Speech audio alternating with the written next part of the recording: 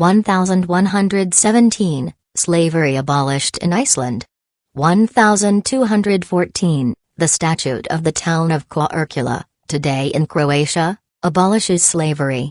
1335, Sweden, including Finland at the time, makes slavery illegal. 1220, the Saxenspiegel, the most influential German code of law from the Middle Ages, condemns slavery as a violation of God's likeness to man. In 1807 Britain outlawed slavery. In 1820 the king of the African kingdom of Ashanti inquired why the Christians did not want to trade slaves with him anymore, since they worshipped the same God as the Muslims and the Muslims were continuing the trade like before. The civil rights movement of the 1960s have left many people with the belief that the slave trade was exclusively a European, USA phenomenon and only evil white people were to blame for it. This is a simplistic scenario that hardly reflects the facts. Thousands of records of transactions are available on a CD-ROM prepared by Harvard University, and several comprehensive books have been published recently on the origins of modern slavery, namely, Hugh Thomas' The Slave Trade and Robin Blackburn's The Making of New World Slavery, that shed new light on centuries of slave trading.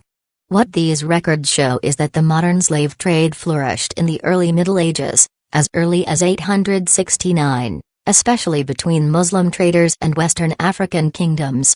For moralists, the most important aspect of that trade should be that Muslims were selling goods to the African kingdoms and the African kingdoms were paying with their own people.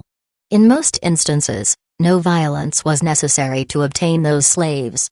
Contrary to legends and novels and Hollywood movies, the white traders did not need to savagely kill entire tribes in order to exact their tribute in slaves. All they needed to do is bring goods that appealed to the kings of those tribes. The kings would gladly sell their own subjects. Of course, this neither condones the white traders who bought the slaves nor deny that many white traders still committed atrocities to maximize their business.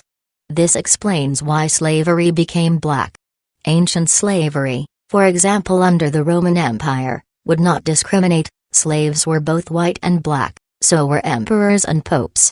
In the Middle Ages, all European countries outlawed slavery. Of course, Western powers retained countless civilized ways to enslave their citizens, but that's another story, whereas the African kingdoms happily continued in their trade.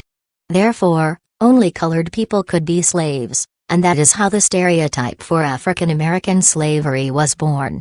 It was not based on an ancestral hatred of blacks by whites, but simply on the fact that blacks were the only ones selling slaves, and they were selling people of their own race.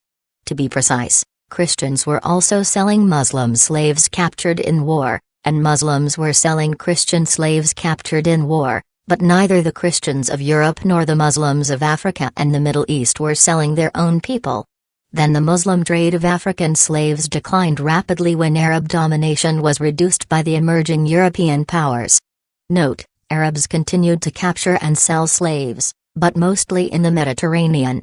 In fact, Robert Davis estimates that 1.25 million European Christians were enslaved by the Barbary states of northern Africa. As late as 1801 the USA bombed Morocco, Algiers, Tunis and Tripoli precisely to stop that Arab slave trade of Christians. The rate of mortality of those Christian slaves in the Islamic world was roughly the same as the mortality rate in the Atlantic slave trade of the same period. Christians took over in Black Africa, though.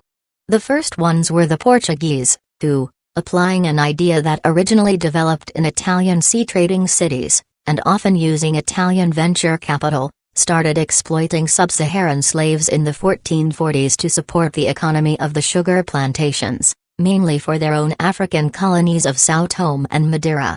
The Dutch were the first, apparently, to import black slaves into North America, but black slaves had already been employed all over the world, including South and Central America. We tend to focus on what happened in North America because the United States would eventually fight a war over slavery, and it's in the U.S. that large sectors of the population would start condemning slavery, contrary to the indifference that Muslims and most Europeans showed for it. Even after Europeans began transporting black slaves to America, most trade was just that, trade. In most instances, the Europeans did not need to use any force to get those slaves.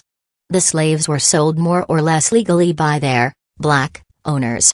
Scholars estimate that about 12 million Africans were sold by Africans to Europeans, most of them before 1776, when the USA wasn't yet born, and 17 million were sold to Arabs. The legends of European mercenaries capturing free people in the jungle are mostly just that, legends. A few mercenaries certainly stormed peaceful tribes and committed terrible crimes, but that was not the norm. There was no need to risk their lives, so most of them didn't, they simply purchased people. As an African-American scholar, Nathan Huggins, has written, the identity of black Africans is largely a white invention. Sub-Saharan Africans never felt like they were one people, they felt, and still feel, that they belonged to different tribes. The distinctions of tribe were far stronger than the distinctions of race. Everything else is true. Millions of slaves died on ships and of diseases, millions of blacks worked for free to allow the Western economies to prosper, and the economic interests in slavery became so strong that the southern states of the United States opposed repealing it. But those millions of slaves were just one of the many instances of mass exploitation. The Industrial Revolution was exported to the USA by interregners exploiting millions of poor immigrants from Europe. The fate of those immigrants was not much better than the fate of the slaves in the South. As a matter of fact, many slaves enjoyed far better living conditions in the southern plantations than European immigrants in the industrial cities, which were sometimes comparable to concentration camps. It is not a coincidence that slavery was abolished at a time when millions of European and Chinese immigrants provided the same kind of cheap labor. It is also fair to say that, while everybody tolerated it, very few whites practiced slavery. In 1860 there were 385,000 USA citizens who owned slaves, or about 1.4% of the white population. There were 27 million whites in the USA. That percentage was zero in the states that did not allow slavery. Only 8 million of the 27 million whites lived in states that allowed slavery. Incidentally, in 1830 about 25% of the free Negro slave masters in South Carolina owned 10 or more slaves. That is a much higher percentage, 10 times more, than the number of white slave owners. Thus slave owners were a tiny minority, 1.4%, and it was not only whites, it was just about anybody who could, including blacks themselves. Moral opposition to slavery became widespread even before Lincoln, and throughout Europe. On the other hand, opposition to slavery was never particularly strong in Africa itself, where slavery is slowly being eradicated only in our times.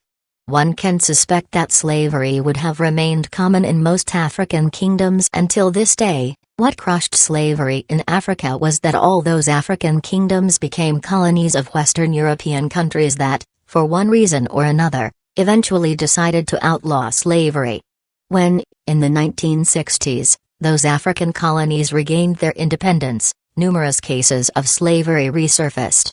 And countless African dictators behaved in a way that makes a slave owner look like a saint.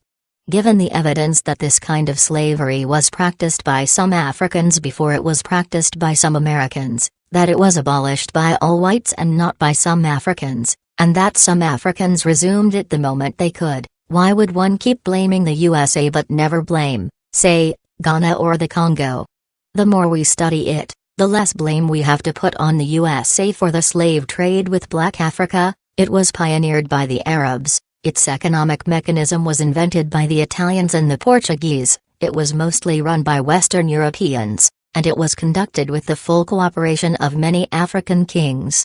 The USA fostered free criticism of the phenomenon. For a long time no such criticism was allowed in the Muslim and Christian nations that started trading goods for slaves, and no such criticism was allowed in the African nations that started selling their own people, and, even today, slavery is a taboo subject in the Arab world. Today it is politically correct to blame some European empires and the USA for slavery, forgetting that it was practiced by everybody since prehistoric times. But I rarely read the other side of the story, that the nations who were the first to develop a repulsion for slavery and eventually abolish slavery were precisely those countries, especially Britain and the USA. In 1787, the Society for Effecting the Abolition of the Slave Trade was founded in England. It was the first society anywhere in the world opposed to slavery. In 1792, English Prime Minister William Pitt called publicly for the end of the slave trade. It was the first time in history, anywhere in the world, that the ruler of a country had called for the abolition of slavery. No African king and emperor had ever done so.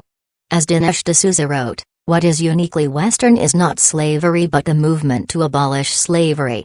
Of course, what was also, horribly, unique about the Western slave trade is the scale, the millions shipped to another continent in a relatively short period of time, and, of course, that it eventually became a racist affair, discriminating blacks, whereas previous slave trades had not discriminated based on the color of the skin.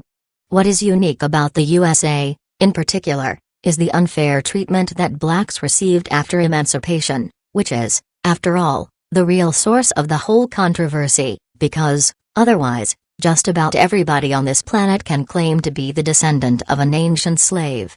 That does not mean that Western slave traders were justified in what they did, but placing all the blame on them is a way to absolve all the others. Also, it is worth noting that the death rate among the white crews of the slave ships, 20 to 25%, was higher than the rate among black slaves, 15%, because slaves were more valuable than sailors, but nobody has written books and filmed epics about those sailors, often unwillingly enrolled or even kidnapped in ports around Europe when they were drunk. To this day, too many Africans, Arabs and Europeans believe that the African slave trade was an aberration of the USA, not their own invention. By the time the slave trade was abolished in the West, there were many more slaves in Africa, black slaves of black owners, than in the Americas.